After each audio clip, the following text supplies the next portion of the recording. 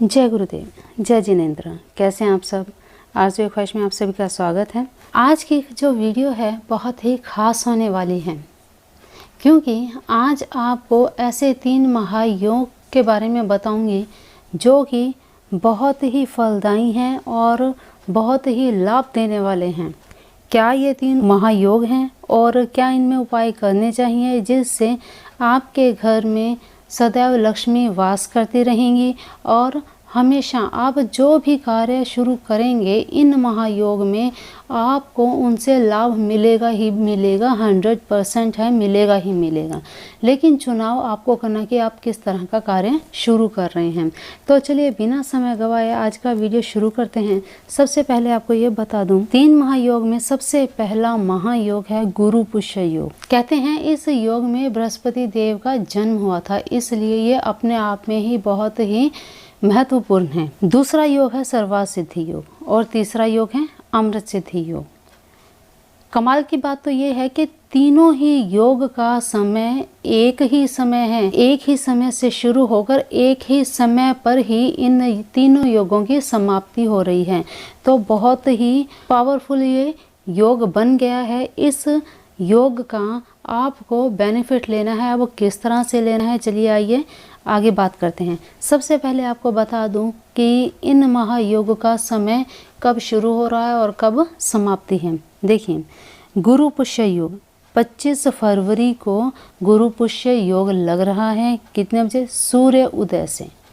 सूर्य उदय से लेकर 25 फरवरी को ही दोपहर के 1:17 तक रहेगा। सुबह से लेकर 1 बजे तक ये योग रहेगा। ठीक, अब सर्वार्थ सिद्धि योग है। सर्वार्थ सिद्धि योग भी इसी समय पर है, सुबह सूर्य उदय से लेकर 1:17 की दोपहर तक। और इसी समय में अमृत सिद्धि भी योग है। ठीक, तीनों योग एक ही समय पर शुरू हो रहे हैं और एक ही समय पर समाप्त हो रहे हैं। तो अपने आप में ही इन तीनों का संयोग बहुत ही महत्वपूर्ण है और बहुत ही पावरफुल हो चुका है। तो ये तीनों मिलकर आपको बहुत ही पुण्य, बहुत ही लाभ देने वाला बन गया है। तो इस योग में आपको क्या करने चाहिए? देखिए, इस योग में आप जो भी कार्य करेंगे, जो भी उपाय करेंगे, धन लाभ होगा, घर में सुख समृद्धि आएगी। कोई आप चीज़ की खरीदारी करते हैं, आपको उसमें बेनिफिट मिलेगा। ठीक है, तो यहाँ आपको पहले एक चीज़ और बता दूँ, 25 तारीख को जो होने वाले उपाय हैं उनको तो मैं आगे बताऊंगी। इससे पहले आज जो महायोग बन रहा है उसकी भी आपको चलते चलते जानकारी दे दूं। देखिए, आज का महायोग बन रहा है त्रिपुष्कर योग। त्रिपुष्कर योग कुछ दिन पहले भी ये योग आया था और उस समय मैंने एक वीडियो निकाली थी, आपने ज़रूर देखी होगी। अगर नहीं देखी तो त्रिपुष्कर योग के बारे में उसमें पूरी जानकारी दी गई है कि इस योग में क्या करना चाहिए और क्या नहीं करना चाहिए। ठीक है, क्योंकि इस योग में कुछ सावधानी भी बताई गई है। तो उस वीडियो को ज़रूर देख लीजिएगा, उसमें पूरी डिटेल बताई गई है। यहाँ मैं शॉर्टकट में त्रिपुष्कर योग के बारे में बताऊँगी, क्योंकि ये वीडियो गुरु पुष्य योग और सर्वार्थ सिद्धि योग, अमृत सिद्धि योग के बारे में है। उनके उपाय के लिए मैं ये विशेष वीडियो बना रही हूँ। तो त्रिपुष्कर योग के लिए आपको जो भी जानकारी चाहिए, हाँ, यहाँ पे त्रिपुष्कर योग कितने से कितने बजे तक है वो आपको समय ज़रूर बता रही हूँ। ठीक है, 23 फरवरी को, आज ही के दिन 23 फरवरी को शाम को, अभी इस योग में बहुत समय है। आप अभी से सोच लीजिए आपको क्या करना है और क्या करना है। उससे पहले उस वीडियो को ज़रूर देख लीजिएगा ताकि आप त्रिपुष्कर योग के बारे में पूरी जानकारी पा सकें, तभी आप अपने कार्य का चुनाव कीजिएगा। ठीक है, तो समय है 23 फरवरी के शाम को 6:06 से लेकर 24 फरवरी के सूर्य उदय तक। 23 फरवरी की शाम 6:06 से 24 फरवरी के सूर्य उदय तक ये समय है। इस समय में आप कोई भी शुभ कार्य करेंगे उसमें आपको तिगुना फ़ायदा होगा। ठीक है, तो ये जानकारी आपको मैंने दे दी है। पूरी जानकारी पाने के लिए डिस्क्रिप्शन में लिंक दिया है, उसे आप ज़रूर देख लीजिएगा। तो चलिए बात कर लेते हैं गुरु पुष्य योग में आपको क्या करना है। धन लाभ पाने के लिए गुरु पुष्य योग में अगर आप एकाक्षरी नारियल एकाक्षी नारियल घर में स्थापित करते हैं, बहुत ही शुभ है ये। इसे साक्षात माँ लक्ष्मी का रूप माना गया है। एकाक्षी नारियल की पहचान कैसे हो? एकाक्षी नारियल की पहचान यही है कि जटा वाला नारियल जो आम तौर पर हम खरीदते हैं, 3 आँखें होती हैं। जब इसे जटाओं को छीलते हैं 3 आँखें दिखती हैं, लेकिन एकाक्षी नारियल अर्थात 1 आँख वाला नारियल, इसमें 1 आँख दिखाई देगी, 3 की जगह 1 आँख दिखाई देगी। छोटा होता है, दिखने में बिल्कुल छोटा होता है ये, और बहुत ही ये माँ भगवती, माँ लक्ष्मी का ही रूप माना गया है, इसलिए इसे अपने घर में रखना बहुत ही शुभ माना गया है। एकाक्षी नारियल की पूजा पूरे विधि विधान से करके अगर आप इसे घर में रख लेते हैं, आपके घर में कभी पैसों की कमी नहीं आएगी। एकाक्षी नारियल की स्थापना में, पूजन में आपको क्या करना है, चलिए आप इसके बारे में बात कर लेते हैं। देखिए, सुबह नहा धोकर अपने सब कार्यों से फ्री होकर नारियल के साइज़ के हिसाब से एक लाल कपड़ा ले लीजिए, ठीक है। उसे मंदिर में बिछाकर, कपड़ा नया होना चाहिए, मंदिर में बिछाकर उसके ऊपर चावल की, साबुत चावलों की ढेरी लगा दीजिए। ढेरी लगाने के बाद में उसके ऊपर एकाक्षी नारियल रख दीजिए। नारियल रखने के बाद में पंचोपचार विधि से पूजन करना है। ध्यान रहे, पंचामृत, चरणामृत, जल नारियल के ऊपर नहीं गिरना चाहिए। उनको दिखाकर ध्यान करके अलग से एक कटोरी रख लीजिए, उसके ऊपर आप जल आचमन वगैरह करते रहें ताकि नारियल सूखा रहे, चावलों के ऊपर कोई भी जल वगैरह ना गिरे और वो ख़राब ना हो, ठीक है। इस बात का आपको ध्यान रखना है। इस तरह से पूजा करने के बाद में आपको गुलाब के फूल लेने हैं।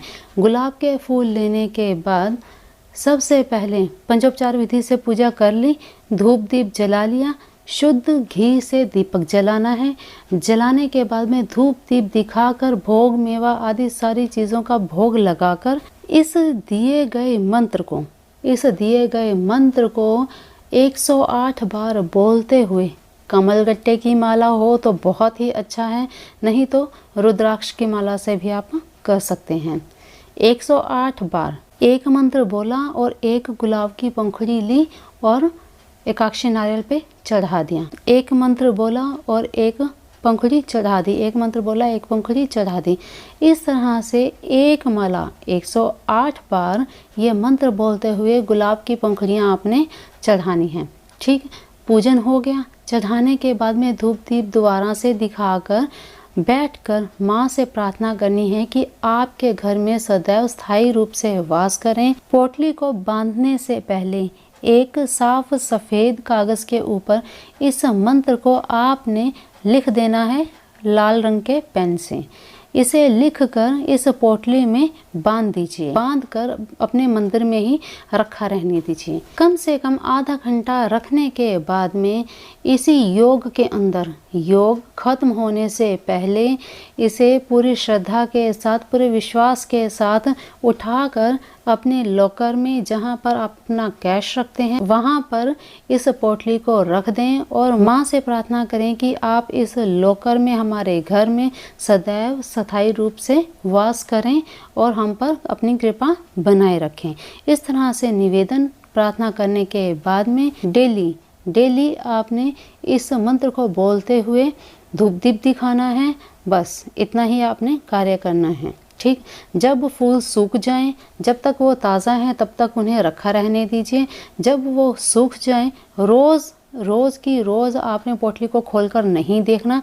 1 हफ्ते बाद आप इसे खोलिए और फूल सूखे हुए निकाल कर रख दीजिए, जल प्रवाह कर दीजिए और इस पोटली को ज्यों का त्यों बांध कर परमानेंट लॉकर में रखा रहने दें। और जब भी आप दोबारा से एक्टिवेट करें, हर गुरु पुष्य योग पर आपने पोटली को लॉकर से निकालना है, मंदिर में रखना है, फिर से गंगा जल से छिड़क कर और उसी तरह से सारा प्रोसेस करना है ताकि ये फिर से एक्टिवेट हो जाए और इसमें पावर फिर से इंक्रीज़ हो जाए और आपको ये पूरा बेनिफिट देता रहे। ठीक है। ये आपने आज नारियल स्थापित किया है, ये आपका बरसों तक चलेगा। इसे हमेशा हर गुरु पुष्य योग पर आप इसे एक्टिवेट करते रहें पूजा के द्वारा, ठीक है। इसी तरह से पूजा करने के बाद में पोटली को बांध दीजिए और अपने लॉकर में रख दीजिए। ये प्रोसेस हर गुरु पुष्य योग पर आपने करना है, ठीक। बस इतना कार्य करना है। निश्चय मानिए, अगर आप विश्वास के साथ ये उपाय छोटा सा कर लेते हैं तो आपके घर में कभी भी पैसों की कमी नहीं आएगी, ठीक। अब इसके अलावा जिन्होंने ज़मीन तो ले रखी है, घर भी बनाना है वहाँ पे, लेकिन घर बनाने में आपको बहुत दिक्कतें आ रही हैं, अड़चनें आ रही हैं, उन्हें आज के दिन क्या करना चाहिए? उन्हें आज के दिन जिस ज़मीन पर घर बनाना है, जिस ज़मीन पर निर्माण करना है, उस जगह पर देखिए, भले ही वो घर हो या आपकी शॉप हो या कोई भी निर्माण का कार्य आप करना चाहते हैं, लेकिन अड़चनें आ रही हैं, तो इस अड़चनों से मुक्ति पाने के लिए आपको गुरु पुष्य योग में अपनी ज़मीन के उत्तर पूर्वी भाग में एक अनार का पौधा लगाना है और रोज़ पानी दीजिए, पौधे को सींचते रहिए। यकीन मानिए, जैसे जैसे पौधा बढ़ता जाएगा, आपके घर के, दुकान के निर्माण में आने वाली अड़चनें दूर होती जाएंगी। ज़रूर कीजिएगा, आपके इस अड़चन को दूर करने में आपके लिए बहुत ही सहायक सिद्ध होगा ये उपाय, ठीक है। तो चलिए, आज के लिए इतना ही। अगर आपको ये वीडियोस अच्छी लगती हैं, आपको मेरे दिए गए परामर्श अच्छे लगते हैं, तो चैनल को सब्सक्राइब करके बेल आइकन ज़रूर प्रेस कर लीजिएगा। और जो भी आपको इन्फॉर्मेशन चाहिए, वीडियो के कमेंट बॉक्स में कमेंट करके ज़रूर बताइएगा। तो आपके जैसी भी आपकी डिमांड होगी, जैसी भी आपकी इच्छा होगी, उसी तरह के टॉपिक पर वीडियोस बनाऊंगी। और आगे पूर्णिमा आने वाली है, तो पूर्णिमा पर भी जल्द ही वीडियो लाऊंगी। पूर्णिमा कब है और क्या उसके उपाय हैं और क्या करना चाहिए, कब पूर्णिमा शुरू हो रही है, कब समाप्ति है, सारी डिटेल उस वीडियो में आपको मिलेगी। तो तब तक के लिए अपना ध्यान रखिए, मस्त रहिए, स्वस्थ रहिए। जय गुरुदेव, जय जिनेंद्र।